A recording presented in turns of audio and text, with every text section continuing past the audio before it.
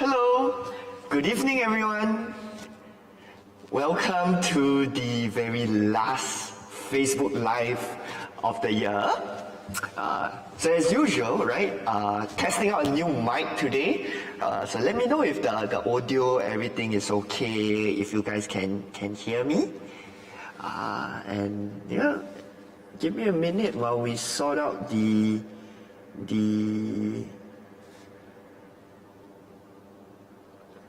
technical stuff.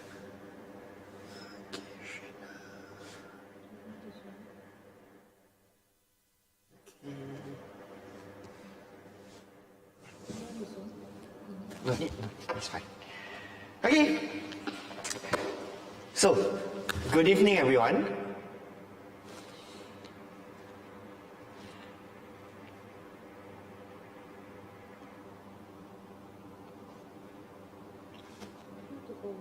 Come.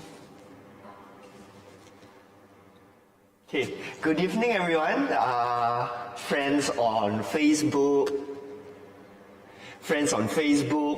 YouTube and Instagram. So for the folks on Instagram, right, please head over to YouTube or our Facebook, right, to if you want to take a look at the slides live. If not, we will cut off the Instagram part about 5 to 10 minutes into the whole live session. So give everyone a bit of time to slowly trickle in.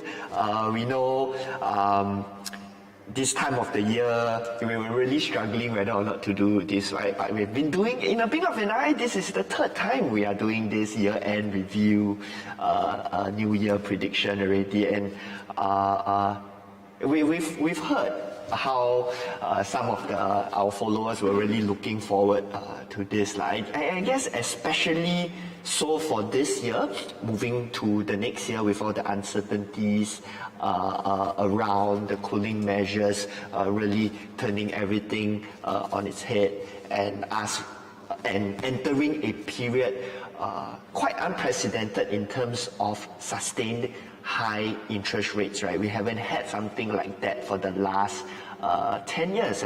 Actually, the market has been sort of gotten used to the low interest rate environment.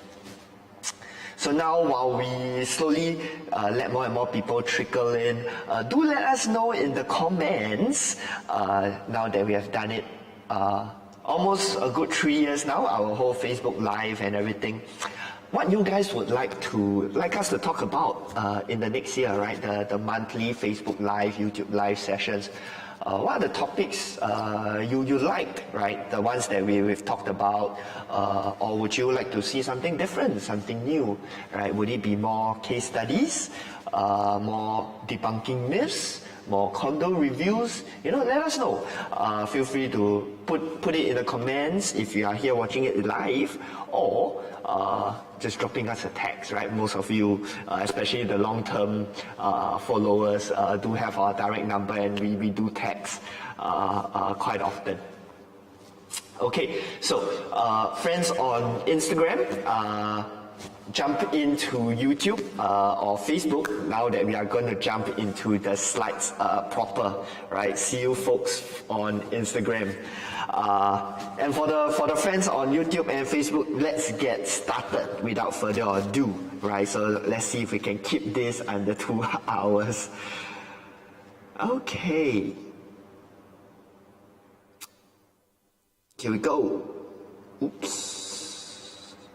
Oh, by the way, all the audio okay, y'all can hear me properly, new mic, wireless, new toy from the 12/12 sale. Okay, let me. All right, here we go. So of course, right, third year doing this, blink of an eye, and I guess why most of you are here for, right, would be for the later part, right, to see what are some of our predictions for the next year. But before we jump onto that, I think we all need to take stock of how accurate we are, you know, in the last year.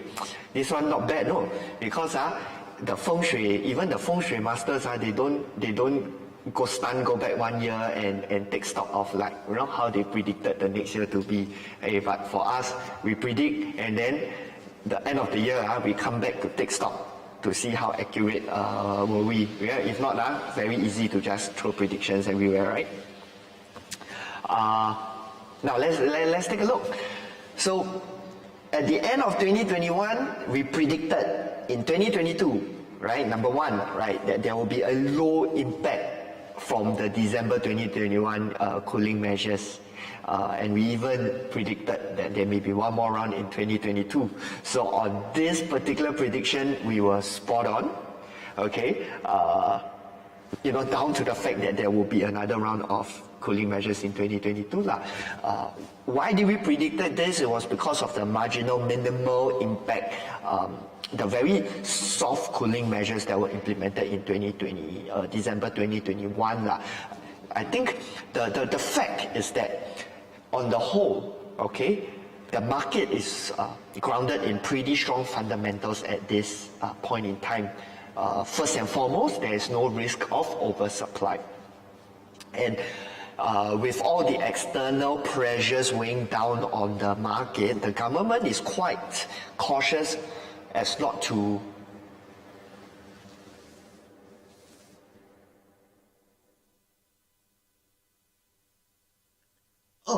the audio is a bit echoey, might be difficult to hear. Okay, the trouble will be, let me try to fix the echo. Problem is, I don't know how to fix the echo.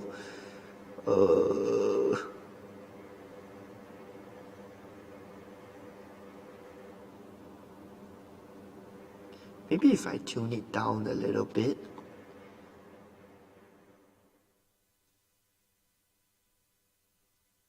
Would that be better? I just adjusted it a little bit. Would that be better?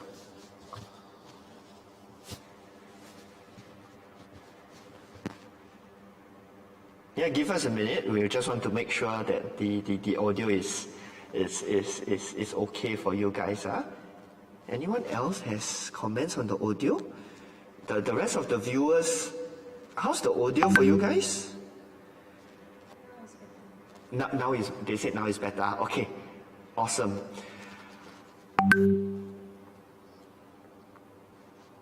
Okay, thankfully it's okay, because if not, I have no idea how to fix this. Okay, where were we? All right, cooling measures. Okay, so the market grounded in very good fundamentals at this point in time. If I were the government, I would, if I were to give the government a kind of score on how they are managing the whole thing, probably an 8 upon 10, because they have prevented the market from going into a oversupply situation. Okay, but with the low supply, prices were edging upwards. Prices were also edging upwards because interest rates were low in 2021. There was a lot of quantitative easing and whatnot, so inevitably there would be a increase in property prices. And I think one of the things the government probably didn't expect was that shift or that huge influx of demand into the HDB resale market, nudging HDB resale prices up a little bit too high for their liking. Okay, so I think in December 2021 there was like, maybe this is a small paper cut. I think we try to apply just a small plaster over it, try to see if that is sufficient lah. But then they realize the wound keep bleeding more and more and more, so they need to come and give a very strong, stronger cooling measure, right? So that's why we had another one in 2022. So do I expect more cooling measures to come up? I'm going to talk about that later on. Point number 2, HDB price increments to slow down. And on that note, we got things right as well. HDB, if I'm looking at the numbers right here, in 2021, and I'm comparing apple to apple basically because 2022 full year data is not out yet. We only have the first 3 quarters data to compare. So 2021, in the first 3 quarters, HDB prices moved up 5.9%. In 2022, prices were up only 5.4%. Okay, you may say it's not that much, but the fact is that it did slow down, as we have predicted. Okay, because we didn't see that the sort of increments were sustainable. Secondly, because of the cooling measures as well, the December 2021 ones were really aimed at sort of holding HDB resale prices in check. Point number 3, right? The continued increase in rentals, and on that we all know 2022 probably is a crazier rental market than 2021. The reason why we said that was because we did notice increase in expats coming into Singapore at the end of 2021, and with more expats coming in, that sort of created like a vicious cycle. And because in 2022 there were not sufficient new supply coming into the market to feed the demand, we have seen prices really shoot up a lot in 2022. Point number 4, private resale prices to continue to increase, right, at the same pace as 2021. And on that note, again, spot on. 2021 first 3 quarters, property price index went up 2.6%, and we were accurate to 0.1% because in the first 3 quarters of 2022, property price index went up 2.7%. So it's like almost word for word correct. I didn't type this, by the way, if you're thinking, hey, Kelong, I typed this out and just put it in here. That is why I put my predictions out into the open, because you go and watch the video 1 year back, this is word for word. I took a screenshot out from the video and pasted it inside here. And some of you may be wondering, how do we predict stuff so accurately? Well, fingers crossed, hopefully we can still get this hit rate this year. A lot of it is down to fundamental understanding on how the market works, the market dynamics, number 1. Number 2, being on the ground and having a really good sensing of like the transactions, the thought process behind the buyers. Buyers, sellers, basically the movers in the market, buyers, sellers, agents, developers in the market. Okay, right, so we got prediction number 4, basically spot on as you're going to get. But there was one prediction that didn't quite get it right, was number 5. We expected en bloc numbers to pick up. I didn't exactly track the en bloc numbers comparing 2022 to 2021, but actually on that note, right, if I were to really just look at the number of en blocs 2022 compared to 2021, I believe 2022 would have been more, but it just wasn't as much as I expected them to be, mainly because of the recent round of cooling measures, number 1, right? There's a really good article, I believe it was yesterday in Business Times. You can go into the Right Moves Facebook page to read that article on why the en bloc numbers, because I give this prediction because I liken the situation, the scenario we are in 2021, 2022 to very similar to 2017, 2018, being very low in developer inventory, likely to trigger a large surge in en bloc. But somehow or other that didn't happen because of the cooling measures, increased interest rates, concerns on construction costs, all those kind of things didn't result in that spike in en bloc that I expected. Okay, but I think if I really were to look at the numbers, I think 2022 still more than 2021 lah. Okay. And lastly, right, expected a high take-up rate in launches. And again, spot on that. As a matter of fact, the take-up rate at the launches were higher than I expected them to be. We have close to full sellout in Amo Residences, 70% in Lentor Modern. Basically across the board, developers were selling out their launches at 70% take-up rate, even at new benchmark prices. Prices that, to be honest, if you ask me, I would have taken a second look at it lah. Right, so that took me by surprise. That took all of us by surprise as well. And I think that was one of the reasons why the government had to step in to put in the new round of cooling measures in September 2022. Okay, so I will give ourselves a pretty good score on predictions.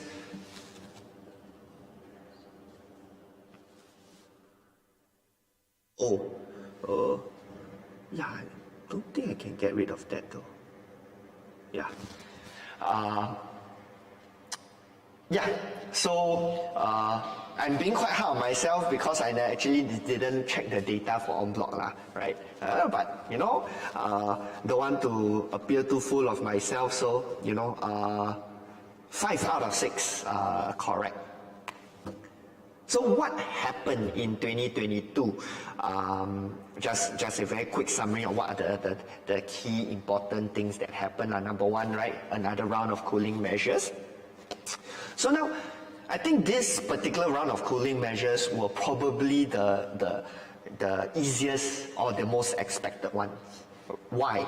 Because benchmark interest rates were hitting that.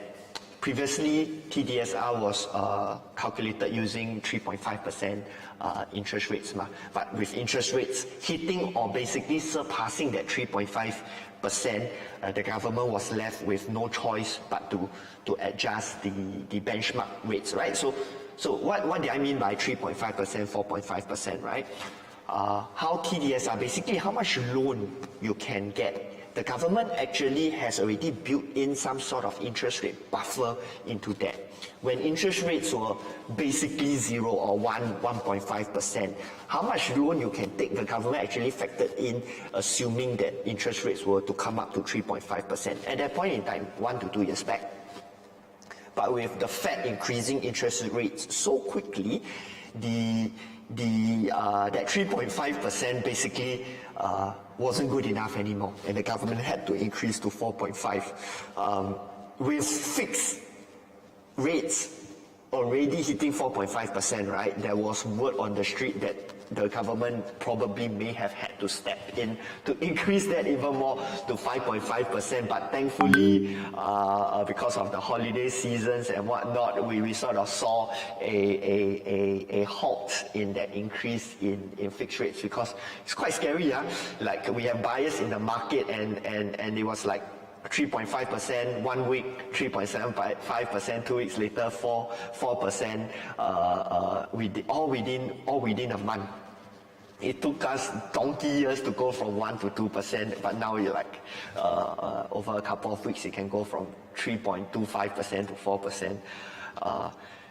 And you know, in the conversations we've been having with like mortgage bankers and whatnot, they thought of expecting that to be adjusted again, but thankfully don't have lah. So, all in all, summary, this round of cooling measures very much expected, especially, but more so on the part about the adjustment of the benchmark interest rates in calculation for TDSR. But the second big part of this round of cooling measures was that 15 months wait-out period for HDB, for private property owners looking to downsize to HDB. That, to us, across the market, was a big shock. Well, as much as we all know that the folks paying that $1 million to buy, I think a good majority of the people paying all that $1 million to buy those highly priced HDBs most likely are people right-sizing from private properties. We didn't expect the government to come in and totally just shut off that that option for them, because it is, for a lack of a better word, quite draconian, because you are forcing these people. I mean, if you really look at the rules, right, it was super duper draconian at that point in time. We had 2 deals that were hanging on by a thread because of that rule change.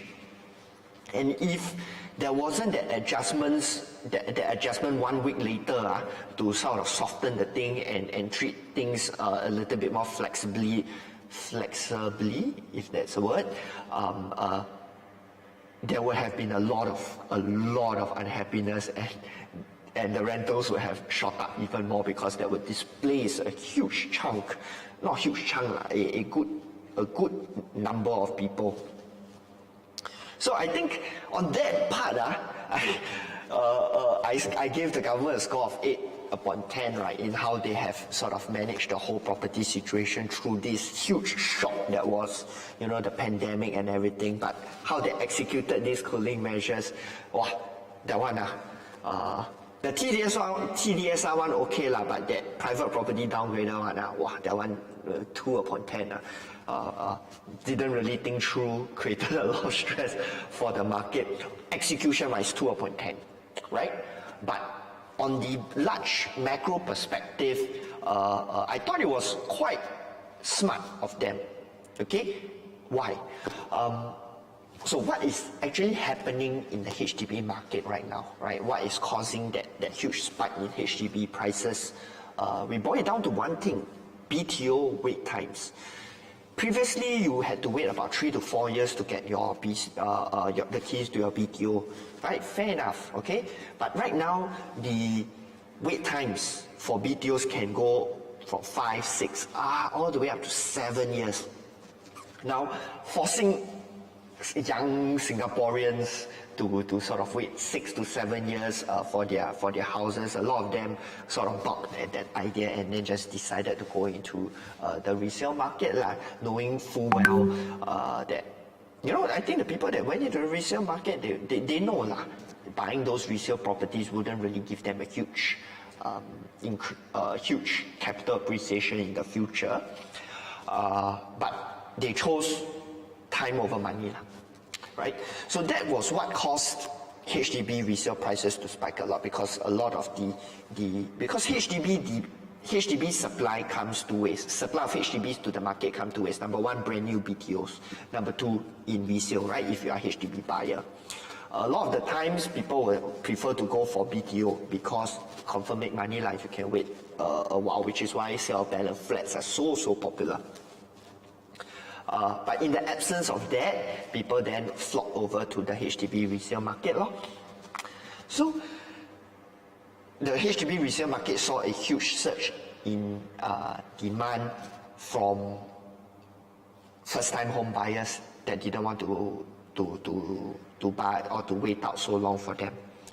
Then now you will have another group of people that has seen their private properties increase in price significantly, like in the magnitudes of a couple of 100,000 year-on-year difference, because they are sitting on let's say a $2 million property, 10% increase, 20% increase. That's $200,000 to $400,000 difference. They may have went take advantage of the market peak, sell right size to a HDB, causing a competition for these first-time home buyers that were very disadvantageous to the first-time home buyers. The government probably remembered the whole situation back in 2011, where there just weren't enough homes going around, resulting in a lot of unhappiness and whatnot. So they wanted to prevent something like that from happening again. So they probably looked at it and go you know what? These private property owners, at the end of the day, they still have a roof over their head. They can stay in their private a bit longer, right? Then you just wait a minute, right? You don't kanchong, you go and wait, right? Let's give these first-time home buyers a chance to get their first home, right? In the big scheme of things, the government also want them to hurry up get their first home so they can start reproducing and having more babies. So it was, I think, on the big macro planning perspective, a correct thing to do. to segregate the demand out and to look at things from the big picture and what sort of makes sense. And I think the results from it have proven to justify the cooling measures. On the ground, we are seeing HDB demand, HDB viewings, coupled with, of course, the year-end festivities and whatnot, slowing down quite a fair bit. Before the cooling measures, HDB is like, wow, we can be like 5 to 8 viewings per weekend, bidding war taken up, just like that part. Right now, taking a bit of time, prices need to be sensitive in order for the units to move. So yeah, I would say the execution for the cooling measures 2.10, the results wise, a good 8.10. Timing, pretty well timed out as well. Next up, right, without dwelling on that for too long, next up, interest rate increase. Okay, I think this one, most of us will have felt it. Getting letters basically every other 2 weeks telling you, especially those on floating rates, increase. So that's, I think, another big talking point, and the thing that we probably gonna remember about 2022 our mortgage rates increasing to a level not seen in the last 10 years. Okay. Number 3, crazy rental market. Okay, it's so crazy. I just want to give you one example. I have a friend with a unit at Sterling Residences that's in Queenstown. He thought, maybe just put his unit up for rent at $7,000, and that's a two-bed, 1 bath, I believe, or 2-bed, 2 bath, and got an offer for $7,000. Yeah, that's basically how crazy that market is right now. We did a similar unit upon TOP at about $4,000, so that's like a $3,000 increase. That's nuts. So why is that happening? Okay, again, right? It's a demand supply kind of thing. So let's look at supply, right? There is actually quite a fair bit of TOP in the market this year, but that TOP isn't enough to make up for Singapore's performance in the pandemic, right? Singapore has done well, obviously much better than our counterparts in China and Hong Kong, resulting in a huge influx of expatriates into Singapore. Ask any agent that does rentals, and you will know that main reason. That's the single biggest reason for that.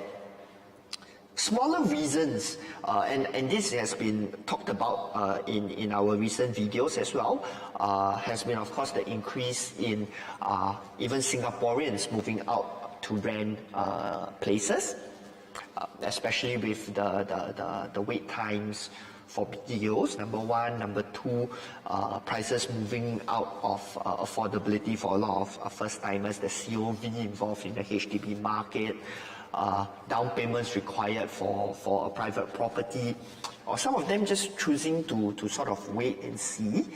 So all of this is driving also increased demand in the rental market, and there's also one segment of the increased popularity for co-living spaces, right? People online teaching and advocating, utilizing co-living as a way to sort of make a side hustle. So that also is sort of increasing rental prices. All of these are increasing demand with supply that is, not necessarily increasing sufficiently to keep up with that demand. Okay.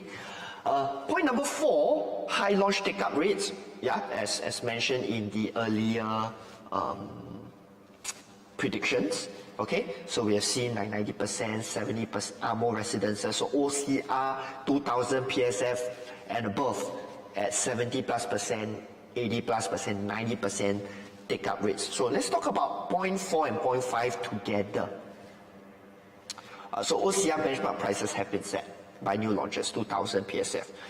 If you ask me 2 years back, would I have expected this kind of pricing to be set? I would say I would have been concerned at that point in time. But the fact is that it has happened. But what do I think about that? Okay, I'm going to talk about that later on, but this is basically what has happened. If you look back at 2022, this is probably what you can remember. Next up, what are some of the key takeaways from 2022? So number one, right, the death of the en bloc.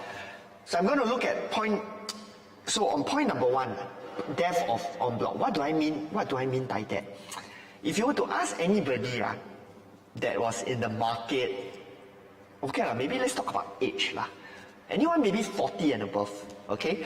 They would say, you know what, go and gamble on an en bloc, you will make a lot of money. And true enough, right? I think pre 2000s that was an extremely lucrative investment, a way to invest in the property market. But today, and why I have this sense and I put it down like that is because I saw the article for what was that? Chuan Park or Kensington Park. I think it's the Kensington one. And then I looked at the returns that the sellers were going to get, and I clearly remember seeing, right, a two-bedder owner will cash out about 1.6 million, if I'm not wrong, all the way up to 2 million. Then it got me thinking, number one, these guys sell at this kind of price, they want to find a replacement home. It is basically a one-for-one swap. I don't think they're going to cash out a lot from it, right? Those that would benefit would be those that are holding on to those units as a investment property. But then again, the people that are holding on to those units as an investment property, and if they are existingly holding on to another one, they can't replace that particular unit, because if they were to replace that particular unit, they need to take that cash out, minus off ABSD, minus off, right? Because if they were to replace it, they will have to pay ABSD, pay another round of buyer's stamp duty to purchase a replacement property that may not necessarily yield them the kind of yield that they are getting from that current property. So, because I saw that number and then I was thinking to myself, hey, if I own that's not a very fantastic return. Of course, if you buy day one, it's fantastic, right? You probably got it at 400,000, now it's like 1.6 million, that's fantastic. But I want to talk about that whole idea of investing in an en bloc and then, striking it like striking Toto and whatnot. Because the thing about en bloc investment, right, is you don't have control over when that particular development can go through en bloc. So there's a lot of uncertainty involved with regards to when you can potentially exit. And then when you can eventually exit, then is it that lucrative? Think about it, right? You want to buy in right now for potential en bloc property, the seller also factor in that potential inside for you already. So that profit margin for the risk and for the uncertainty involved, I feel don't really match up, okay? Moving on, terrified developers, okay? So the developers are unnecessarily picking up the en bloc, right? If you look at the recent article on Business Time just yesterday, the list for successful en bloc and the list for en blocs trying to go through is half the list. Basically, the developers aren't biting. They are concerned over interest rates, potential cooling measures. Now, if you are complaining about the cooling measures you have to deal with, you got to put yourself in the shoes of the developers. They are getting it real badly from all these cooling measures. First of all, they have a non-refundable 5% ABSD. And if you cannot sell finish, you pay another 25% ABSD, or 30% ABSD as a developer if you buy a piece of land and you cannot sell finish within 5 years, or I believe it's 2 years after DOP. So that is very, very painful.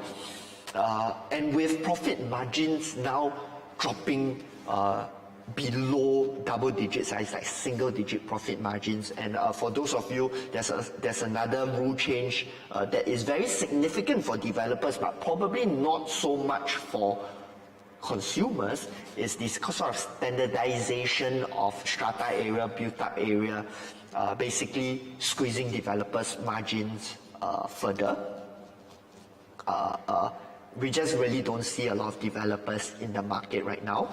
You can see it with the lackluster en bloc market. Number two, the low number of bids for developments. Like take for example the Dunman site that I thought it will be a very plum site for a lot of developers, but end up garnering just 3 bids. Okay, so key takeaway on this part, the developers are basically waiting on the sidelines to sort of see some change in the market.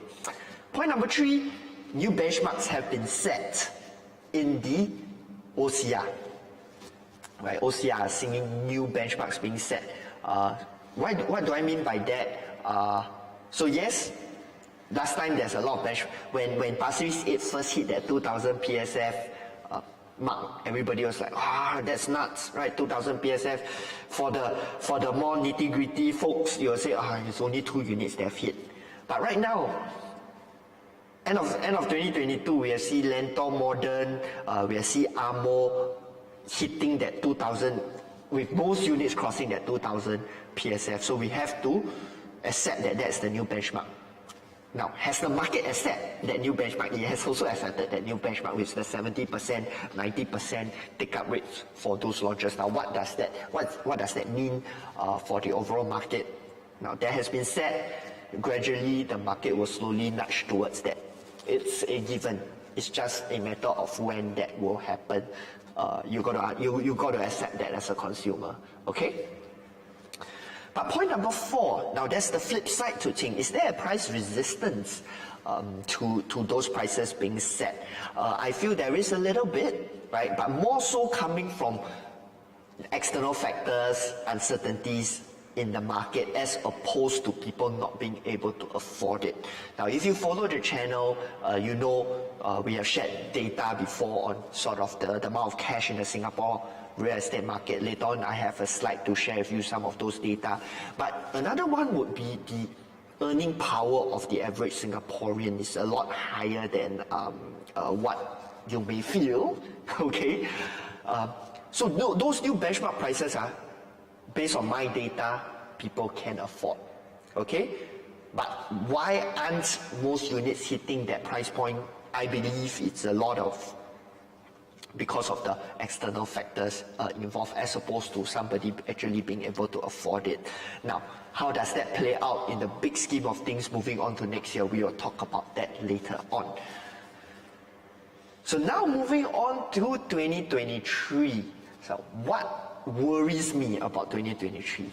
Okay, so it's not all going to be a bed of roses, right? And you're going to be thinking I'm full of crap if I just keep telling you 2023 is going to be a bed of roses. So personally, what concerns me moving into 2023? Number 1, undersupply versus uncertainty. What do I mean by that? Number 1, so undersupply. The matter of fact, the fact is that the market is severely undersupplied at this point in time. And it will continue to be undersupplied. Number 1, like just now I said, the developers are terrified. The developers aren't throwing money all over the place, bidding up lands and providing us with houses. Oh no, that's a good thing, okay?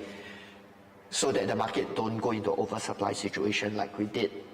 We were very close to hitting in 2018 before the government stepped in and put a halt to that.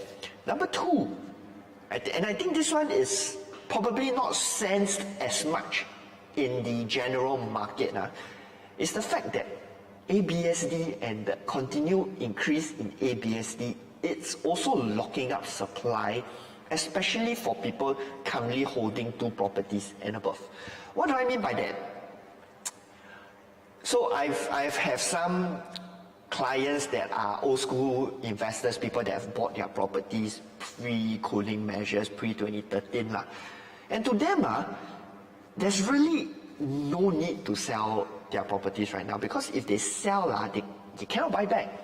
Okay, so unless they are going like, you know what, I want to sell everything, cash out, go and enjoy my retirement, yes, right?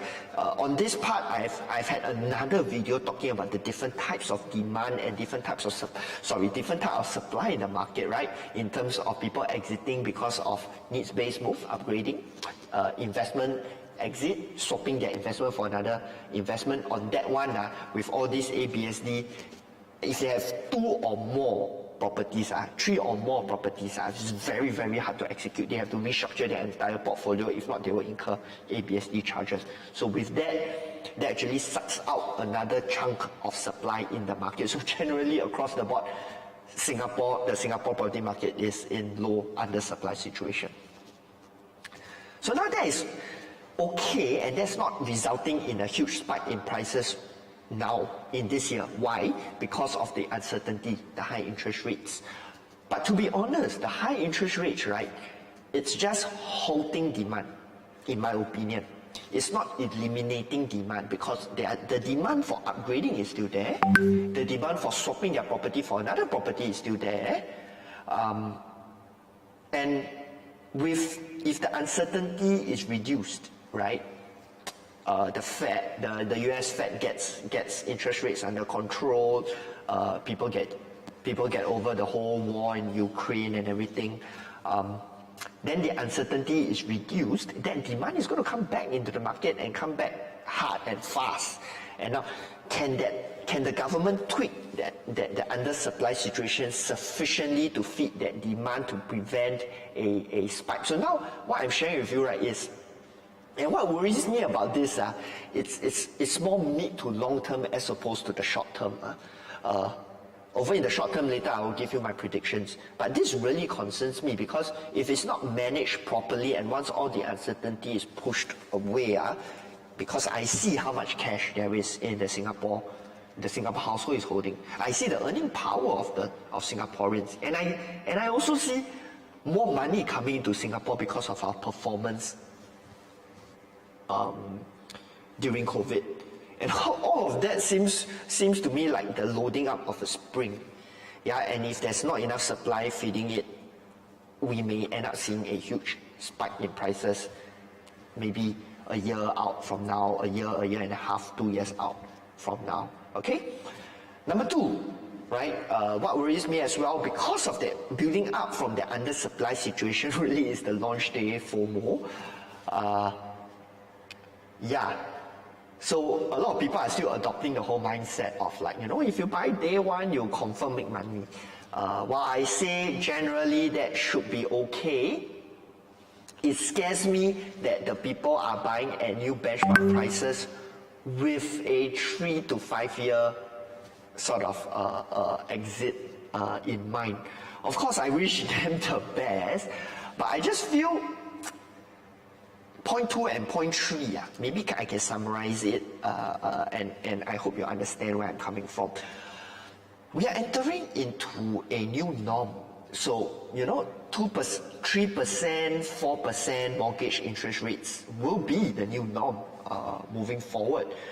Because the fact was that all that cash that was fed into the market, the US Fed can't really pull them out, so all those liquidity has already been fed and multiplied, right? If you know economics, multiplied into the real estate, into not just real estate, basically into the whole financial system already. And we can't really afford to bring interest rates down too much, at least in the midterm, okay? Without causing crazy inflations and whatnot. So we have to accept that. And what scares me and what worries me is that the Singapore real estate market, Singaporeans sort of are utilizing the frameworks and what worked in the last 10 years, where interest rates were close to zero, and applying those strategies and those assumptions into the next 10 years, where interest rates will be 3 to 4%. Number one, that concerns me. Because what used to work in a low interest rate environment may not work in a high interest rate, slightly higher interest rate environment. The next thing is that in the last 10 years, that low interest rate environments have also been coupled with a significant pickup from low number of MOPs to high number of MOPs, and that has helped OCR prices shoot up significantly from a gap of close to 80% between OCR and CCR, narrowing now today to 20-30%. People entering at launch day OCR and at new OCR benchmark prices today are sort of assuming that that gap will be re-established again, especially if you're thinking of a 3 to 5 year exit. If you're thinking of slightly longer term, that's fine, right? The Singapore, there's a lot of liquidity in the market, demand is still strong, so you'll be fine 8 to 10 years, right? But I think buying in launch day and assuming 3 to 5 year exit at new benchmark prices, that worries me. I don't know whether you can make money. I can't say with confidence that you'll be able to make money then lah. Okay? So that's on point 2 and point 3. Okay? Point 4, all right, which I think is what most of us are worried about. The general market is worried about, right? Interest rates, recessions, job loss, basically all the external noises that's sort of holding back or impacting the market. And to answer this, I won't answer them myself.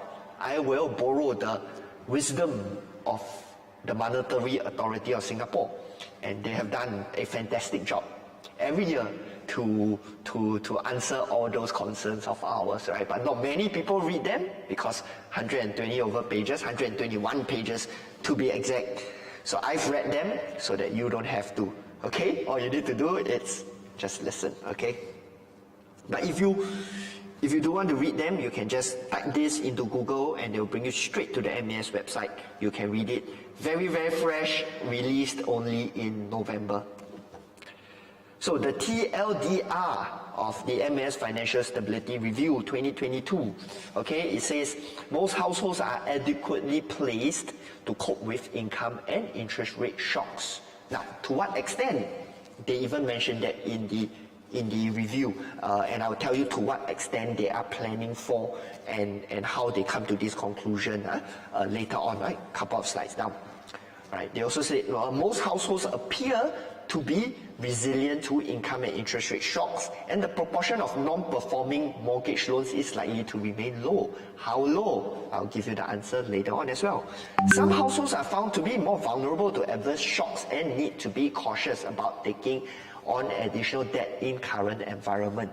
And I think that's actually, you read like that, quite common sense lah. Right? So we need to look at the more detailed numbers and more data to sort of extract out the essence, right, of it. So in the next page, right, not next page, one of the pages, what they mentioned, they took stock of how much cash the Singapore household is holding on to and how much debt is one data point that we mentioned a lot in our channel, right?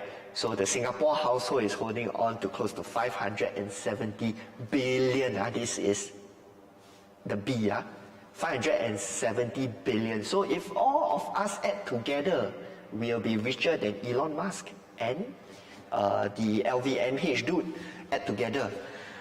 Cash and deposits. So this is very liquid, is considered liquid assets of the Singapore household. Excludes your property, okay? And the household debt stands only at $363 billion. So we are in actually a net cash position. Now this figure excludes the $182 billion that is sitting in the CPF OA on all of our CPF OA. So actually you add together, there's a lot of firepower available in the Singapore household. Okay, which is why I mentioned that concern in the previous slide on the undersupply versus the uncertainty. So once uncertainty drop down, all this liquidity come back into the market, is basically like walking through that cloud and seeing that light at the end of the tunnel, or will we see a large spike again? Now that's what concerns me, okay?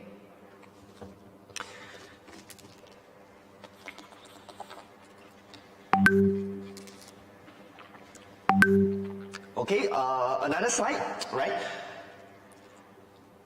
So with rising interest rates, right, what we want to understand is how susceptible, or is that increase in interest rates going to cause the market to be hit, the Singapore household to have to start to fire sale their properties, right? Because that's what the conventional wisdom told us, right? Pre-2013, where people leveraged themselves to the hilt, then come interest rate shocks, one property kena repossessed, and then domino effect, right? That was what we all remember. That is somebody story, okay? So now let's take a look at the quality of the debt in the Singapore household. That's the purpose of these two charts. Okay, the chart on the left, let me see if I can draw. Okay, so this one is talking about the growth of household debt. So I think, which is why I said I give the government a score of 8 upon 10 with regards to the cooling measures. Why? How do you give the government, how do you give us a high score for the cooling measures? Is where you implement it, prices don't drop overnight, but yet the entire market come out better on the other side. Okay, so you get a good score from me if you achieve that. How? Okay, so you see household debt has moderated over the past few years. So somehow or rather, the government was able to allow property prices to continue to climb up, but household debt growth to slow down. See here, slow down, household debt growth to slow down. Number two, ratio of household debt to PDI. PDI is personal disposable income, right? Also come down. Meaning the Singapore household has more money in their pockets today while enjoying a growth in their property prices. And they are not, basically looking at these two, we are not over leveraging, because you can look, this kind of graph probably not too good, right? Where the year-on-year growth, it's very, very steep, right? The government was probably concerned about this, you see, on these two parts, which is why they have to step in to do cooling measures here and here. So now if they look at, growth of the debt is not increasing very, very quickly, they are happy with it. They are also happy with it that the household debt to disposable income is coming down, meaning there's more people they have more money to spend.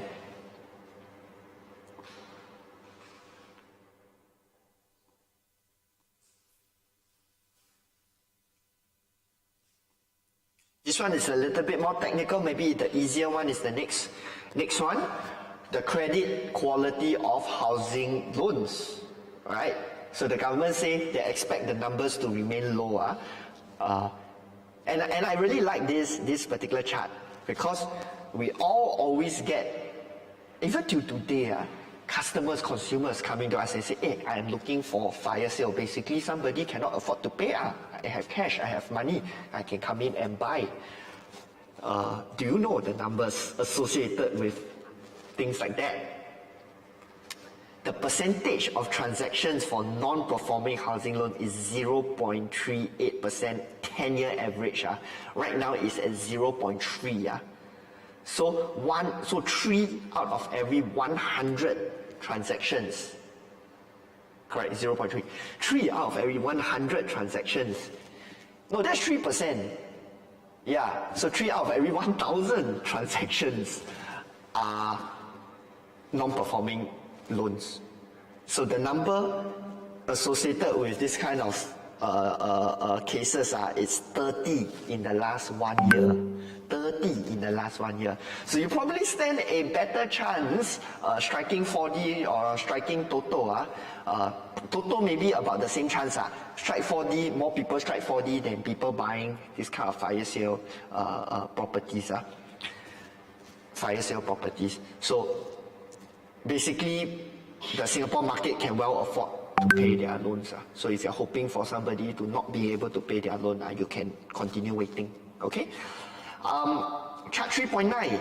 Again, why? Why so many people can afford to pay their loans, and also why the Singapore property price have sort of a very little correlation to interest rate increments is because the average loan to value of the Singapore household is very, very low, right? It stands, continue to go down, has been going down ever since 2017. Today is at 43% average loan to value, meaning on average, a Singapore household has more or less already paid off 60% of their house already.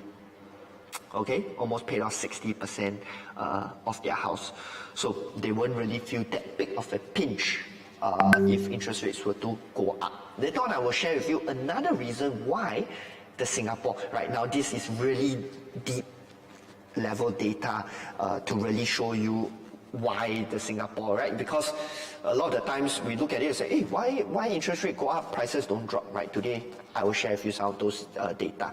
Later on, another reason why you don't see prices moving as much, even though interest rates go up. Next part, right? And this is basically the last paragraph of the section on households, okay? So when MAS say that they expect the Singapore household to be able to withstand the external shocks and interest rate increase, how much of a shock, how much of an increase? They even put down to what extent. So let me basically read it out to you. Even under the scenario of a simultaneous and immediate 400 basis point increase, 400 basis point means a 4% increase in interest rates. So now, today the interest rate 4%, an additional 4% increase. So they are factoring in 8% interest rates. That is from what I understand reading this article. I cross-checked it with a former MAS associate of mine.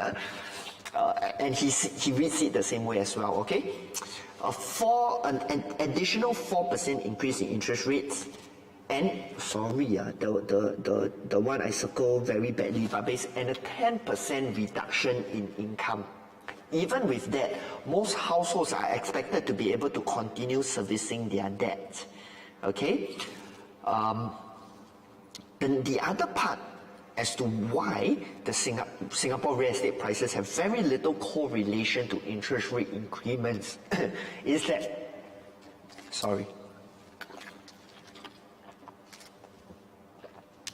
out of 100% of all property loans, only 38% of loans, about 4 out of every 10 loans are on floating rates, right? 62% are on either fixed rates or board rates. Basically, they track interest rate increments with a little bit of lag. And that is one of the big reasons why. Of course, you can flip it around and say that, oh, so maybe the market hasn't really felt this interest rate increment yet. They may feel it later on. So the government already planned already, and they have already factored this into their calculation already, and they still feel the Singapore market is stable. Why? Because of our net cash position, low LTV, and also all that CPF park aside that can be utilized in a rainy day. Of course, then you'll be asking, so who exactly is vulnerable? I feel it's really the folks that you have to count to the very last dollar to determine that you can make that upgrade, make that move.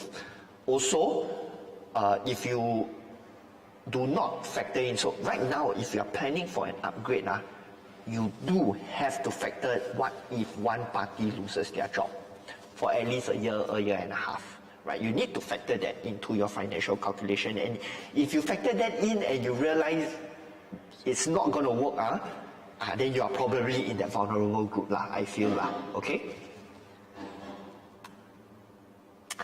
So now, the scary things aside, okay, what excites me about 2023? Okay, number one, China is finally reopening. Okay, similarly, in that financial review, you also will see that one of the reasons why the Singapore property market is a lot more stable today as compared to where it was pre-2013, where we last see a significant drop, is that the primary demand from the market is still made up of Singaporeans and Singaporeans' PR.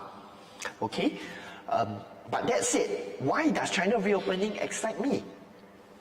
Because that's where we're going to see a lot of folks come in to buy up our top tier properties and basically push up the new benchmark prices in the CCR, which I feel is very, very laggard at this point in time, because you're going to still be able to pick up CCR properties at 2,400, 2,500 PSF freehold, walking distance to Orchard Road, walking distance to Ion, right? If you look at where, if you look at the Anguilla Park area, if you look at the Patterson area, there was another area, Tomlinson area as well, 2,300, 2,500 PSF. I think it's supremely laggard if you are comparing it to where the OCR prices have hit, especially in the newer launches. And I think the China reopening and with all those our China friends coming in, that will push those prices up to another level. And I think that will have a general trickle-down effect in the market, because CCR has to move up before the OCR benchmark prices can move up again, right? And fundamentally, like I mentioned, the Singapore market earning power, they can afford it. Next up, right, point 3, benchmark prices from launches over in the OCR and the CCR. So in the OCR, we're still going to see prices move up. Later on, I have a slide, a section to talk about this. So stay tuned for the later part. How much will it be nudged up to, and you know, what's the likely effect it's going to have for the rest of the market. Number 4 would be the number of MOP ECs, right? So why does this excite me? Is because of the sellers of these ECs are sitting on, because these guys have bought their ECs at about 700, 800, some maybe 800 to 900 at the most PSF 5 years back, 5, 6 years back. Okay, because those folks are the ones that were very lucky to that time enter the market where there was an oversupply of EC at that point in time, and they only had to wait 1 or 2 years before they collected their keys. And right now they are MOPing, hitting prices at 1,200, 1,300 PSF. So they are coming out onto the market sitting on really good profits, and a lot of them are sort of eyeing out this again, right? Some mostly this CCR, either that or the RCR properties. So that is going to drive a lot of liquidity into the market. And on the buying side, right, if you are buyer looking at all these MOP ECs, I feel these ECs represent decent, very good value propositions, even in the event moving forward. Why? Because a lot of these owners, they are really making tons of profit, and they're happy to sell just to move on. Okay. And for you as a buyer into these units as well, taking advantage of that. So don't look at it as like, hey, wow, these guys are making a lot of money. Can I still make?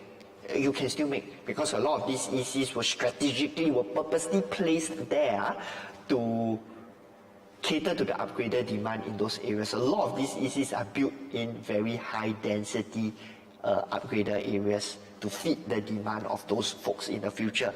The whole idea is that the government sell those plots cheap, so that those people that are willing to do this delayed gratification thing can earn the profit. And once they earn their profit, once it hits MOP, they represent a good upgrading option for a lot of the BTOs in those areas. We see this so much in Canberra, we see this so much in the upcoming one will be in Tampines, and we see a lot of them also in moving forward, right, in Tengah, Bukit Batok area as well. So this whole EC dynamic thing is very interesting to me. The people that make the money moving out, and it being a good opportunity for people looking to buy into them as well. 1, 2, 3, 4, 5. Point number 5, TOPs and sub-sales is also another market that excites me. Why? It's because at that point in time, a lot of people say these were the batches, these were the units that were sold in the 2018-2019 period, the period of the previous high supply.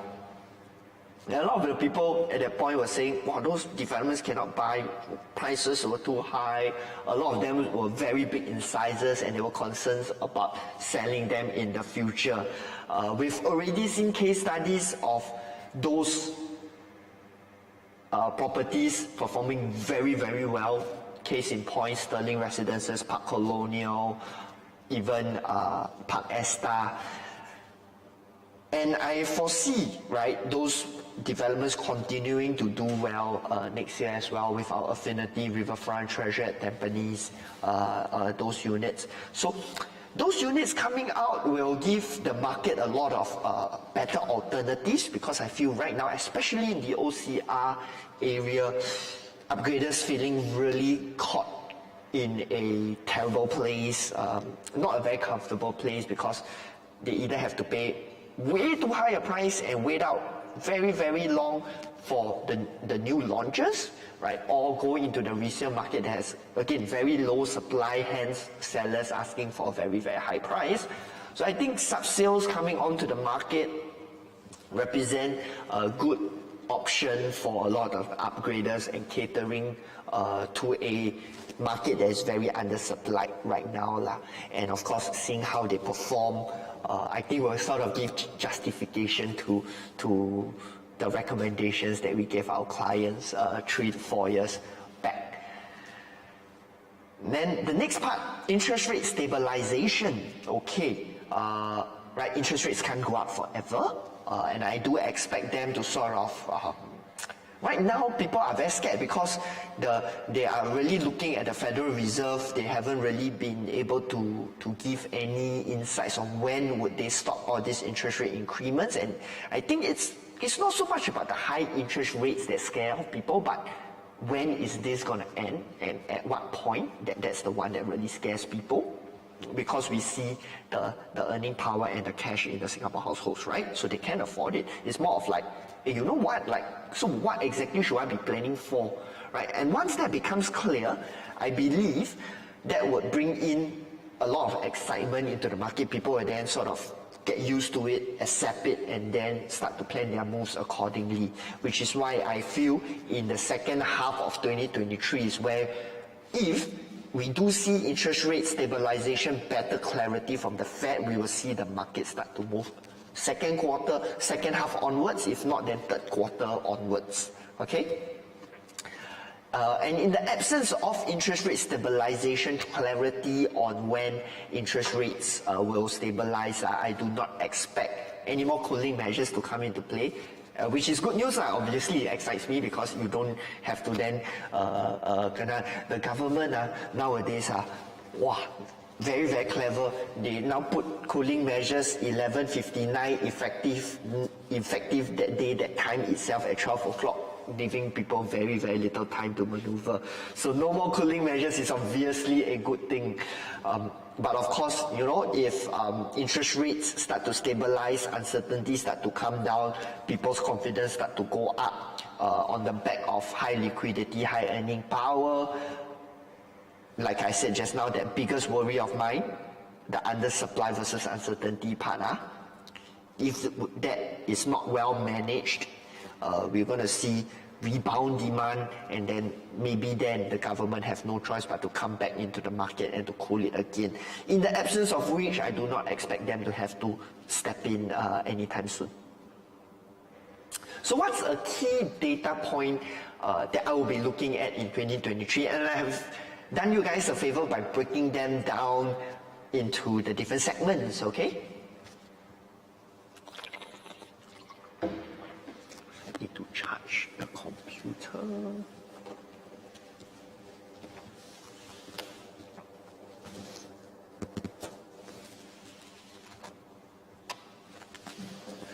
Okay, so if you are a HDB owner, right, keep a very, very close eye on BTO wait times. Alright? Because once the BTO wait time, so every time a sales launch is announced from HDB, go into the HDB website, look at how long the buyers have to wait for it.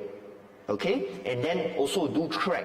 I'll be tracking, what I track is how many percent or how many people are bidding for how many units. If that ratio starts to drop down, you as a HDB owner need to be concerned, because I am very, very certain that once BTO wait times are reduced back to their usual 3 to 4 years, we will see HDB prices trending in the direction that they were from 2013 to 2018, 2019, which is gradually downwards, as opposed to the price charts from 2020 onwards. This 2020 onwards, why that's happening is because of the short-term demand from the people that don't want to wait so long. So now if BTO wait times are reduced, that demand will be sucked out. They will go for their BTOs instead, and then the demand for your HDB flat is reduced. Right, so especially relevant to those of you that bought resale HDBs, those that are holding on to fresh BTOs, not too much to be concerned about. You're still going to make, it's just make more or make less, especially you're within your MOP. It's not something you can control anyway. Right, but for those of you who are out of MOP, for those of you who bought a resale HDB and you're currently sitting on a little bit of profits, you may want to take action sooner, or at least if you want to track and try to time the whole thing, do track that. That's one matrix that you can take a look at. Number two, if you're a private owner, right, I'll be tracking how much GLS, right, and how much en bloc is being put into the market, because that's a supply side factor. Okay, the good thing about the private market is that, so the difference between supply in a private market and in the HDB market is this. In the HDB market, supply comes either HDB resale or BTO. Okay? And to be honest, that fight isn't even fair, because BTO is so much cheaper than HDB resale. Okay? So HDB supply two ways. Private supply also two ways. It's either resale or new. The good thing about that is that the new supply for private is more expensive than the resale. HDB, the new one, is cheaper than resale, so which is why that's not fair, and which is why, alright, coming back to my first point, just to take note. For the private side, the new supply coming up will then push prices upwards, continue to push prices upwards, the absence of which will cause prices to increase at a lesser rate. So if you want to sell higher, to exit your private property, you can wait for those supply to come in, give people more clarity on where prices are headed towards before exiting, because I don't see the private market entering into oversupply anytime soon. Okay. Another data that I will track would be GLS, the number of bidders of GLS. Again, something that no one else really tracks, but we track. It's because it tells us about developer sentiments, and developer, you selling one house, developer sell 1,000 houses, you will want to understand how they are thinking and what they are afraid of. And so if you see developers bidding, the number of bids coming up for the GLSs, coming up, and developers are being a little bit more bullish, you can follow their lead. Simply put it, they probably have seen the all clear, they have seen signs that, things are all cleared up. But of course, that is just one part of the consideration. Again, the developers have very, very different considerations as yourself. Again, all this, I'll put it into the recommendations moving forward. Okay. Point number 4, really, it will be interest rates. Again, why so? That you can take a look at this chart, right? I feel the market will move once interest rates start to stabilize. The interest rate increase start to stabilize. That will then have a whole knock-on effect into the whole market and start to move the market. So if you're an upgrader, this is something that you need to look at. Why? Because if you are selling a smaller house to upgrade into a bigger house, okay, and if the market moves 10% on the same quantum, say you're upgrading from $1 million house into a $2 million house, that same market, the market moved the same on two properties, assuming they move both at 10%. You're going to have to fork out more money already, because your $2 million property moving 10% is up by 200,000, but your $1 million property up 10% is only up 100,000, so that you need to make up for that difference in $100,000. So if you're upgrading and if you see something like that happening, interest rates start to stabilize, more developers starting to move into the market, then you better hurry up, just execute your upgrade into your higher size, higher quantum property already, if not later you get priced out of the market. The next one will be launch take-up rates. Again, so that the interest rates and launch take-up rates sort of is an indicator of market sentiments. Yeah. So if the launch take-up rates were to drop, then maybe you can take your time to start to analyze the market a little bit more, right? People are still a little bit more concerned. So now what I've done is really to give all of you a little bit more points to take a look at. One point that is not inside here would be the property price index. Why? Because the property price index is retrospective. A lot of this data is to help you look into the future. Okay? Now moving on, right? The next few slides really is all about the data already. A little bit dry, but let me make some sense out of it. So all of this, if you need this, drop us a text. We are happy to send it over to you. Next slide, we are talking about the TOP data in 2023. What are some of the things you want to look at?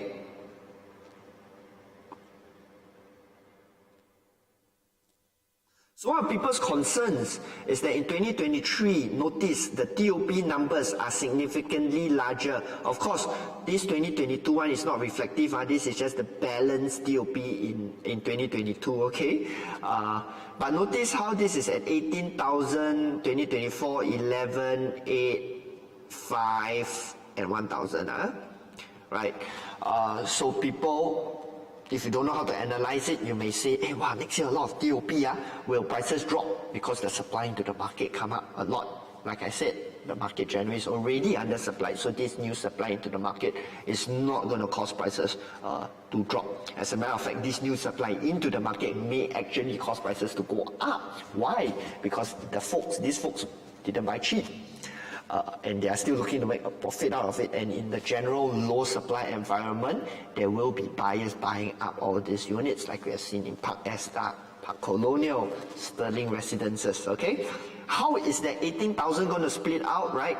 2,000 in the CCR, 6,000 in the RCR, and 8,000 in the OCR, of which this 8,000 2,000 of which, a quarter of which is going to go into Treasure and Tampines already. So generally the OCR is going to be very, very undersupplied still, right? Again, coming into, that one is 2 years back, what we are talking about already, the OCR undersupply, okay? So now that OCR undersupply is also another reason why the developers were so aggressive in their bidding of land, hence the high prices over in Lentor and Amo. Now, the OCR will continue to be undersupplied, which is why I'm still extremely bullish about OCR prices, and which is why I don't feel OCR prices will drop. Okay, the only thing about the OCR is if you enter at a high benchmark price, you may not want, the market you may struggle to sell it at the new benchmark prices, considering that there's also very little new units out to really push that benchmark prices even higher. Again, right, because you see you enter at 2002, you're going to have to sell at 2004, 2006. At that point in time, you're going to have to compete, not just within the OCR, but at that kind of price point, compete with RCR and CCR prices. Yeah. One concern will be here in terms of the RCR. There's quite a number of TOPs in the RCR. Right, so for those of you who own units in the RCR, especially these newly TOP units, you may want to be a bit patient in terms of your selling, you may not be getting the best price right out of the gate, but just wait it out. Right, because generally the market is undersupplied. You may not want to sell immediately upon TOP lah, because next year actually got quite a lot of competition on that sense, right? Maybe take advantage of the high rental rate environment, rent it out for a while, which is what we are doing for ourselves, while waiting for that supply to die down and really exit at where the market is the most low in supply.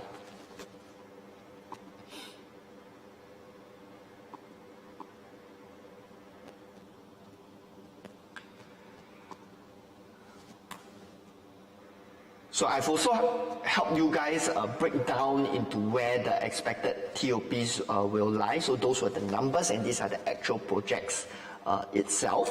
Okay, some of the exciting ones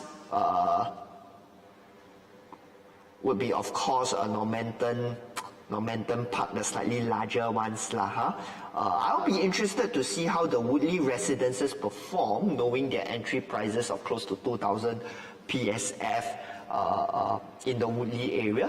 Can they really turn a profit there? I will be keen to see how Woodley residences perform. And Taris was also another sort of a very unique case study for me personally. Slightly smaller development in the RCR, not much happening around it. So I'll be also interested to see the case study of how those units perform lah. So maybe I will come back and do a review on those performance. I won't do it right out of the gate at TOP. Not much point, not enough transactions to really see the whole story. Maybe 1 year through, right? Normanton Park, we gave it a lot of people gave it a lot of doubts. Had a lot of doubts about Normanton Park because of the developer, because also there's nothing much around Normanton Park. But to be honest, I'm going to put it out there right now. I feel the folks at Normanton Park will enjoy quite a fair bit of profits. Why? Seeing the kind of data from Sterling residences, and I feel they have the kind of quantum and price points for Normanton Park really were the prices in the past, and they will be selling at sort of future prices. Rentals will be very strong in that area, so which will then naturally translate into higher sale prices lah. Over in the OCR, of course, we have riverfront residences. If you have seen some of the data over at riverfront residences, the owners there have already made a real good chunk of change already. So lastly will be Treasure at Tampines, another very interesting case study, because last time everybody said 2,200 unit, how to buy. Also not say very near the MRT. But I'm very, very certain another project that I'm going to put my head out there and say is going to be extremely profitable moving forward. Why also is because it's the previous price point, TOPing at sort of the crux of where we're going to enter into the new benchmark prices. Also quite exciting over in the CCR. Why so? Okay, if you look at all these units here, all got no unit left.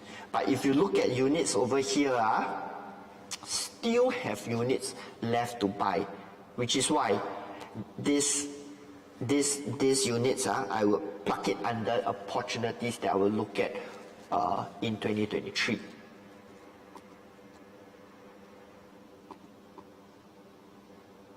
Next up, right? EC's hitting its MOP in 2023. So for those of you looking to upgrade, looking to invest but have budgets probably lesser than 1.5 million, because at 1.5 million, honestly, nothing much you can buy. You don't feel confident entering at the new benchmark prices of the new launches. EC's, MOP's, excellent alternative for investment as well, not just for own stay.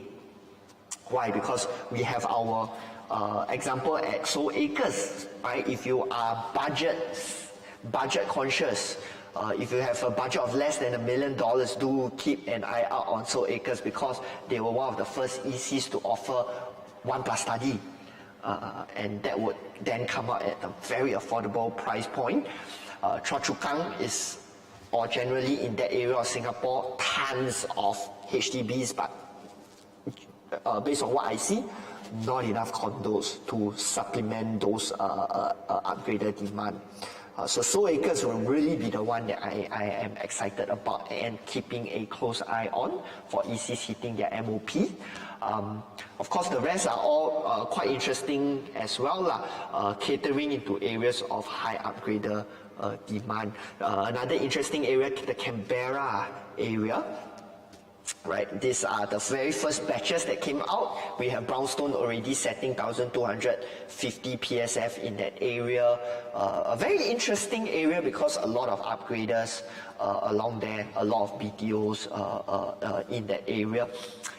Coupled with supply from the Park Life, Vision Air, brownstone era, with a new batch of new batch of ECs, and as well as a couple of new launches there to really help people see the whole price through, also offering people a lot of options to purchase. Right, 4,100 of such units hitting its MOP.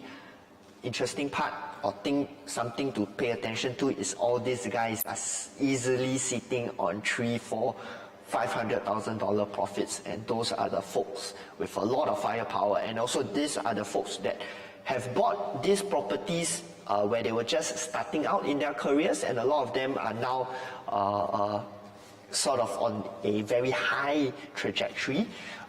We have seen many cases, EC upgraders buying into the CCR and whatnot. So I do expect the market on that side to move because of the influx of this demand into those areas, sitting on very healthy profits. MOP supply in 2023. So if you're a HDB buyer, but I think a lot of the viewers on our channel, not exactly the HDB buyer profile, more of the private side. So on the private side, what you'll be looking out for, if you are a owner of a property, private property in these areas, good news, a lot of upgraded demand moving forward. Right out of the bat, Bukit Batok, huge numbers. So these numbers, this supply will benefit our folks over at Clementi, benefit our folks over in West Coast, Jurong side, Lakeside area. Okay. Another part is our standard District 19. Right, we have all these fellas. District 19. And also why the Canberra area, Sembawang, Yishun area is exciting. So there's over here and over here with a good chunk of MOPs as well.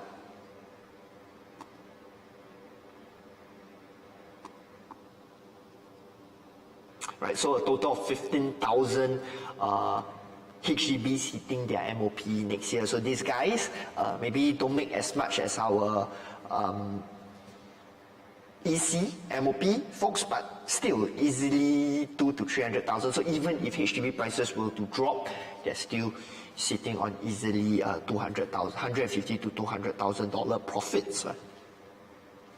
So unless MOP supply were to drop, and that's the whole beauty of the Singapore property market, this MOP supply, we already have visibility all the way up to 2030, all the way up to 2032. As a matter of fact, and that number is going to remain at this figure. As a matter of fact, this figure is a low side figure, because if we average it out all the way to 2030, it should average to about 17,500. So 15,000. So next year is actually a little bit on the lower side to things. All in all, probably good news for the government, considering the market is undersupplied. Again, why 8 out of 10? I think this one is where probably most of the people are watching this video for or excited about, right, which is the launches for 2023. So I'm just going to flesh out the potential launches, be it the 99 years, the freehold ones, the en bloc ones, and maybe you can see where the exciting areas are.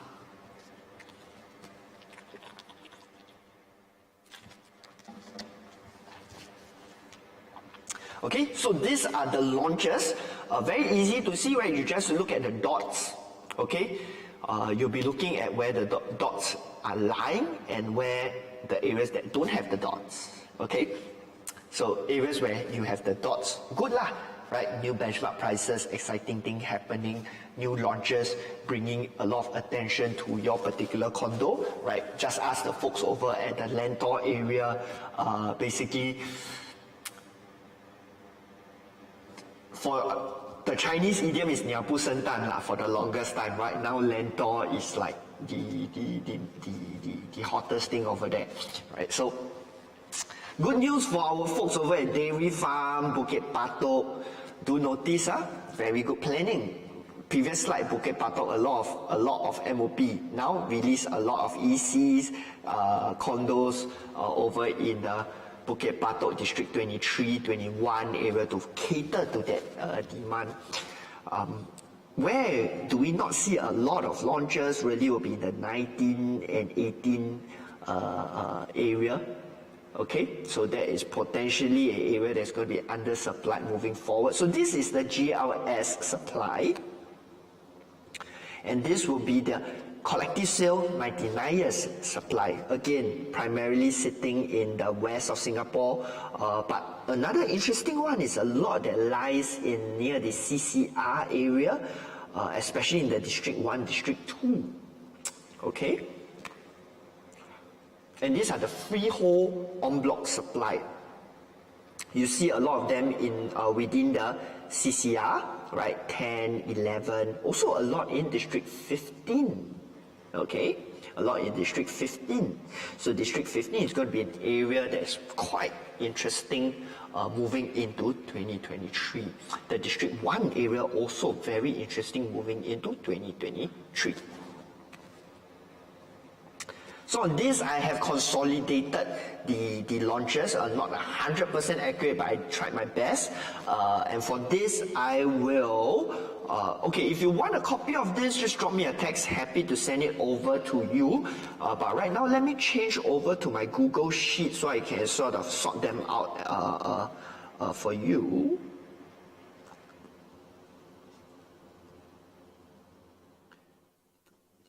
Launch that. Yes, we are here.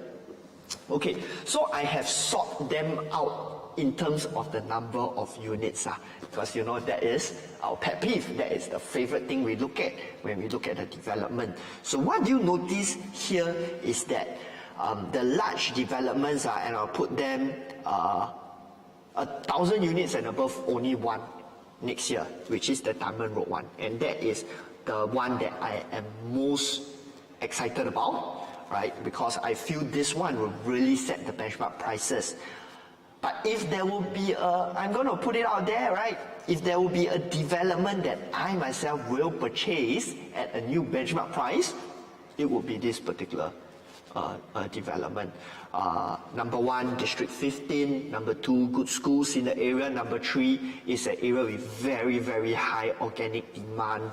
Just look at the data for Waterbank, Dakota residences. They are like quite old, but their resale transactions very, very healthy. The charts are very, very healthy over there. Very close in distance to the CBD. So generally, I think an area with huge organic demand, and then now add on the fact that 1,000 over units going to be is going to have a lot of organic demand even within the condo itself, right? Building up from just simply having 1,000 over units, developed by Singhai E Group that has experience in large developments like that, coming over from Park Clementis. Another one, and this one probably more for the folks over in the west, right? There's anyone in the west is really just keeping their eyes out on this particular site. The Jalan Anak Bukit site by far is called the Reserve Residences Integrated Development. So this one will set a new benchmark price. So these two will set new benchmark prices for RCR 99-year leasehold properties, for sure.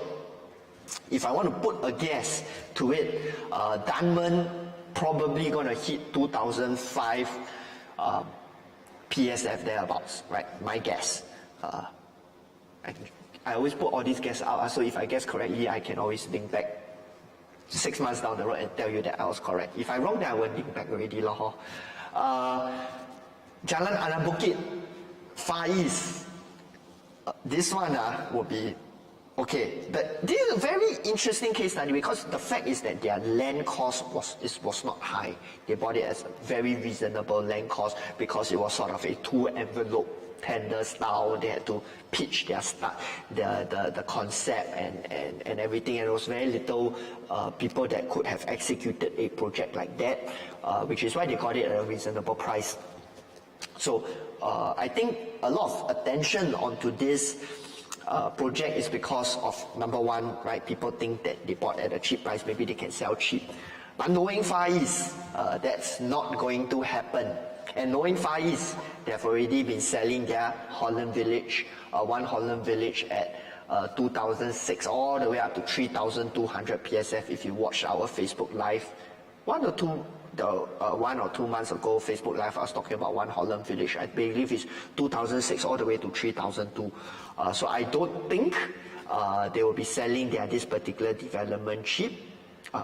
Or if I were them, I may stagger them out a little bit, selling them out in batches or having different categories, utilizing probably some to sort of make a bit of money, and then the rest they can price it quite high. Another ones that I'd be keen to look at, so notice that we do have quite a fair bit in District 15. We have the Dunman side, we have Thiam Sui Continuum that is going to launch over here is third quarter, but I think they are ramping up the sales already. We have Jalan Tembusu, we have one more Jalan Tembusu coming up in the GLS sites. So lots of exciting things happening in District 15, which I feel will move a lot of the units there, be it in the existing new launches or be it in the resale market. And because District 15 already has very strong organic demand, so this is, I feel, going to be a world of their own. Sort of District 15 is going to move independent of all the uncertainties outside, especially if you have very unique propositions such as sea view, for example, schools, for example. So all that will happen independent of all the noises outside of the market. We have the Pine Grove site, which is one of the first in that area. So this is going to be like the new, like the Lentor equivalent. They have a few sites over there, and so this is going to sort of set the tone for the entire area, as well as some of the en blocs that are waiting to happen. I think a lot of the developers are sort of wait and see, or if the take-up rate over here is high, maybe the en blocs will start to happen, and that whole area may change, because I feel this is sort of as one of the more prime areas in the west, and given that there's not much supply over there, there hasn't been much supply over there, and over in the west in general, I think this site will be pretty sought after, and knowing that it's going to be done by UOL, it's going to be a well-executed project with good layouts. I think I do expect this to perform quite well and sort of set the tone for a lot of the upcoming projects in the West. The rest of them all quite small. Those 200, 300 units won't really like change a whole lot of things. So which is why I don't really talk about them too much, right? But attention falling into District 15. Another one, since I'm here, I can sort it out. Notice how District 1 have quite a lot of launches. And this, I feel, will push. This is one reason why I feel if you look at property price index, next year will not drop, because these launches will sort of single-handedly, I sort like that, not a lot. Never mind, let me go back to the presentation slides. Yeah, if we look at the slides over here, we have the Maxwell House, we have Newport, we have AXA Towers over here. So all this will more cater to the expat investors, foreign investors, and I think they will be priced pretty high, definitely in excess of 3,000 PSF to 3,000 PSF. So if they launch and knowing volumes drop, they launch, they will single-handedly pull property price indexes up, which is why that is not one of the indicators that I will be looking at. It's never been, but all the more so next year, I think it won't be very accurate. Now, what are some of the opportunities I'll be looking at in 2023? So number one, right, sub-sales. So why do I say these are opportunities? Okay, it's because generally the supply is low. Okay, but this particular segments in the market, I feel you at least have because if you are a buyer and you're going into the market with high demand and low supply, then you'll be overpaying. You have to pay whatever the seller is asking for.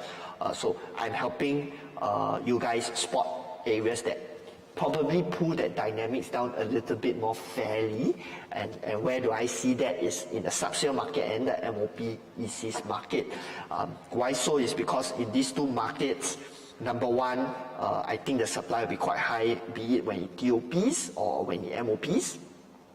A lot of the sellers are already making a profit. They are looking to move on, so they are not as greedy as, say, a resale property owner that probably hasn't really decided on what to buy next. They're really just thinking, oh, I sell this first. And so for them, there's no real push or pull factor to move it, to move their units. The owners over here have a bit more push and pull. And so you get a fairer demand-supply dynamics, probably allowing you to get a better price. The CCR, right, because I feel they are still very, very laggard even at this point in time. Like I mentioned, if you do keep your eyes open, you're going to get plenty of gems in the CCR, plenty. Case in point, the Tomlinson area, Patterson area, in terms of the PSF perspective, very, very good value for money, freehold, very good distance to Ion, probably a good beneficiary of the China reopening. Okay, next part will be commercial, not industrial, commercial. Never been a fan of industrial, but the commercial space, I believe, will do well as well moving forward because of all the ABSD regimes. So it's going to put a halt to a lot of the residential moves, especially if people have already fully utilized their two names.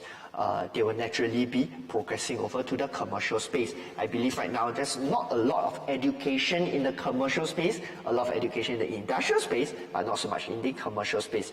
So we do have expertise on that end as well. I actually came out from an industrial background, from a commercial background with commercial fund experience, and that is actually a segment that we ourselves are looking to move into next year. Keen to find out more? Drop us a text. Happy to share. So now, my predictions for 2023, putting it out here so that we can come back to it 1 year from now to see how well we do.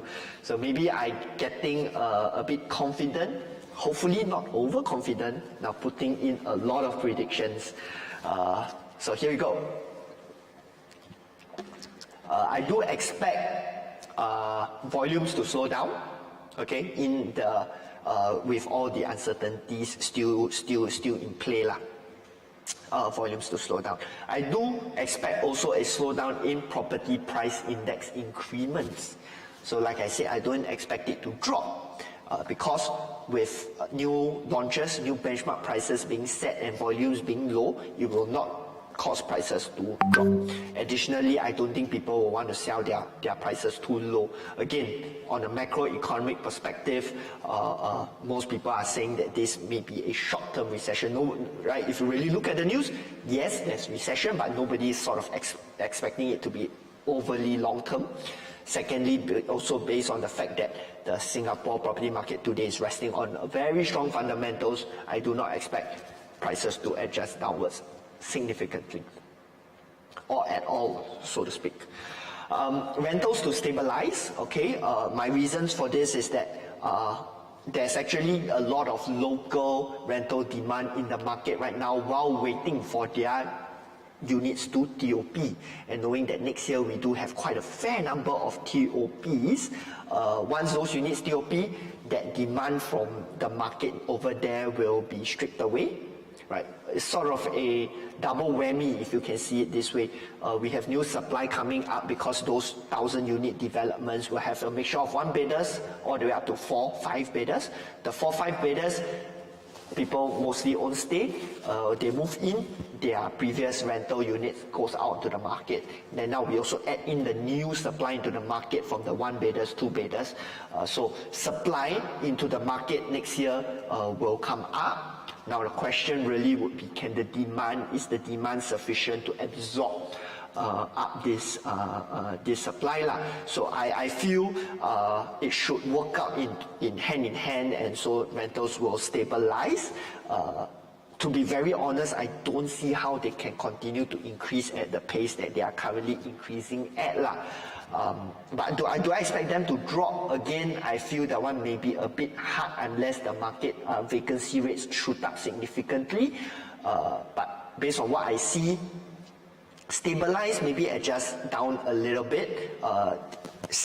Different segments wise, maybe the OCR rentals may see a slight dip because a lot of the rentals in the OCR segments are people that used to stay in the OCR, bought a new launch, sold their place, are renting over there.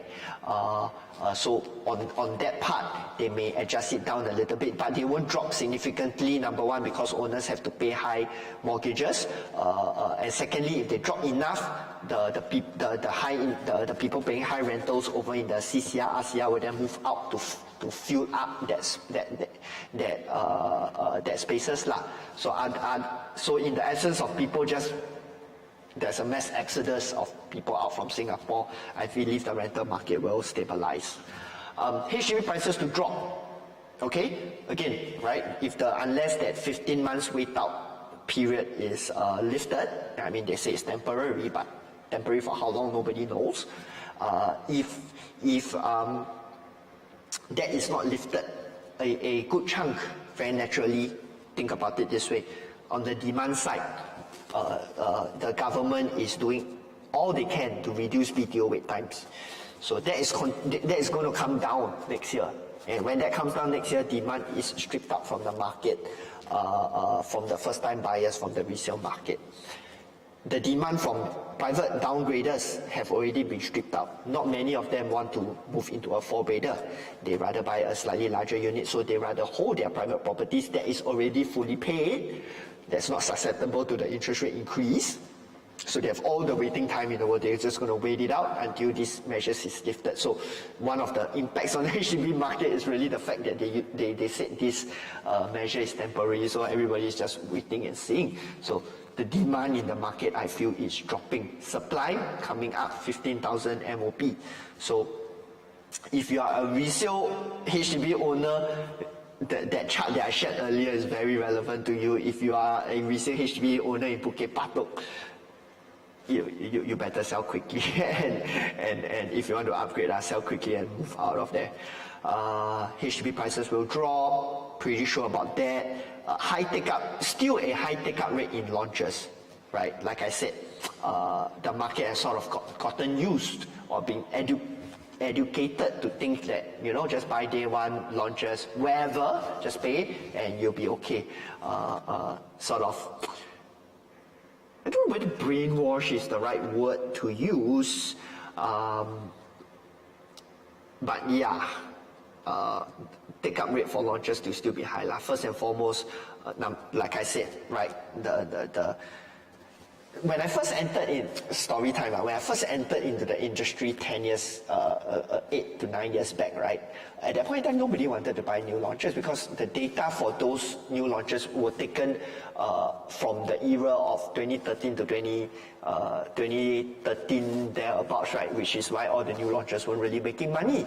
But today, right, any agent will just show you, like, you know what, you see new launches sure make money, you just buy day one, sell, confirm make. But I genuinely just feel that it's overly simplistic a way to assume it lah. But that is the way the market works, and so which is why the take-up rates for launches will be high. Popularity in sub-sale, right? That would be a segment in the market that really I feel will move quite well. Number one, people like newer properties. Number two, because a lot of the launches, number one, there's just not that many launches, so even if somebody wants to buy a new launch, may not have the chance to buy a new launch, the sub-sale will be a fallback for them. So it's sort of like a in-between versus people want to buy a new launch and resale, because resale supply so low, owners asking prices very, very high, sub-sale being a place with good supply-demand balance, so I feel prices are more okay to price to move. So once, that market right now is, I feel, still a little bit under the radar, but once it starts to move and people start to know about it, buyers start to tell their friends, hey, you know what, you can check that out, the sub-sale market, not bad, what, you pay like that, you don't pay over the top, next time still got people pay more than you, just come in, buy it, enjoy a new place, spanking new place, and a lot of the TOPs next year will be very, very nice, large developments, fantastic facilities, look very, very grand, so I think sub-sales will be very, very popular moving to the next year. I expect the undersupply to continue for the simple reasons that the ABSD regime is making very hard for somebody to sell their house and replace it with another house if they are investors, right? So the people that really do move are unless they exit the market altogether or they move it because of needs-based, upgrading schools and whatnot. And in the absence of stabilization of interest rates, manpower issues being resolved, developers will still be concerned. And so I don't expect the GLSs to see a huge spike, en blocs to see a huge spike. So continue undersupply in the market. So generally, right, still seller's market. Of course, segments-wise, some may turn into buyer's market. HDB, I think, will turn into buyer's market, but I think private will still be generally seller's market. And lastly, once everything stabilizes, I do expect the market to pick up in the second half of 2023, and this pickup may be quite severe, quite sharp, because of the undersupply and high demand. And lastly,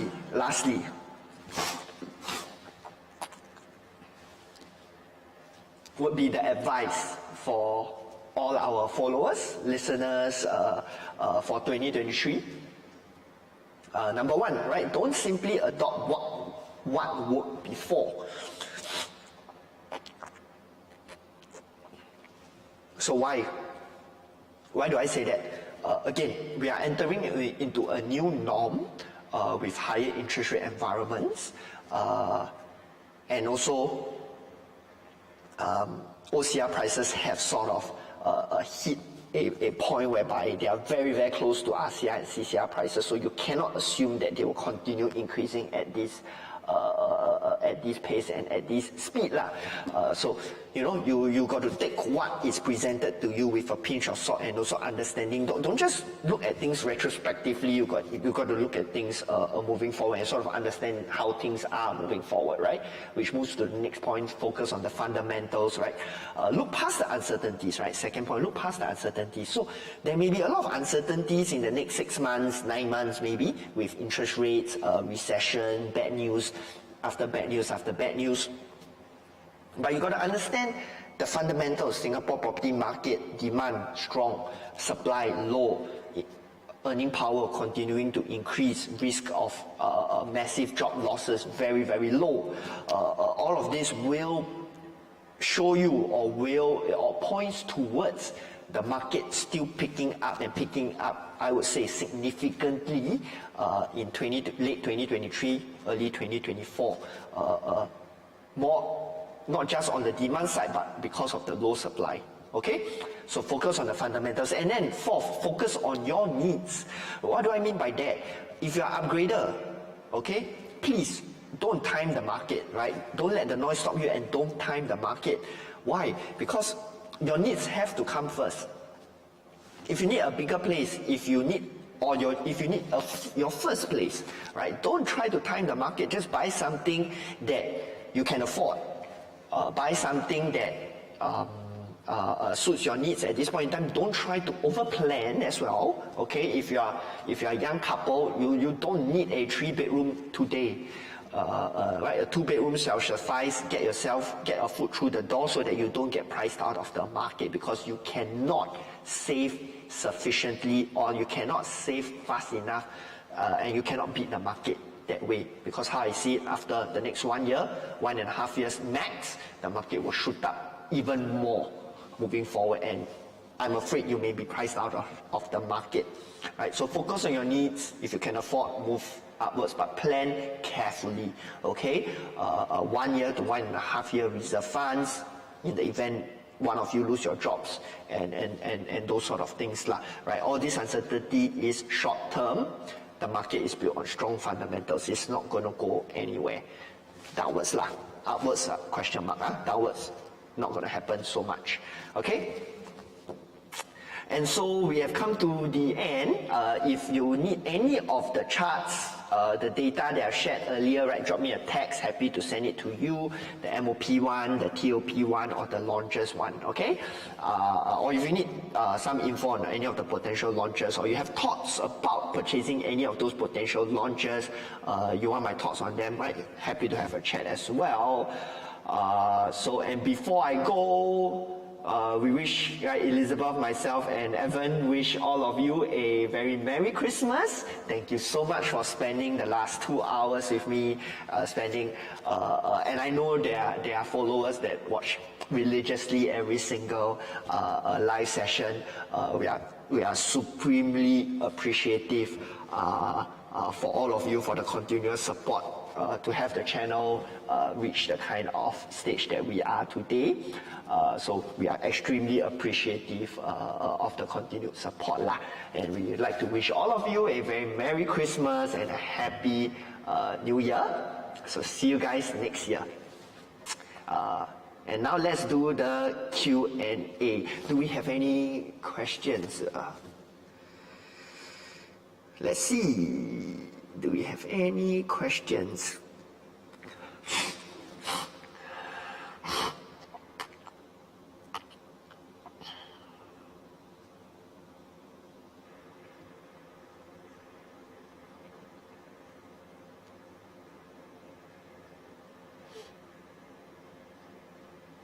Okay, I don't think we do. Yeah, so if we don't have questions, again, right, if you do have, just feel free to text me. I think most of the people watch this like the next day lah, watch the replay anyway. So yeah, if not, Merry Christmas, Happy New Year, and we'll see you next year. Take care. Bye-bye.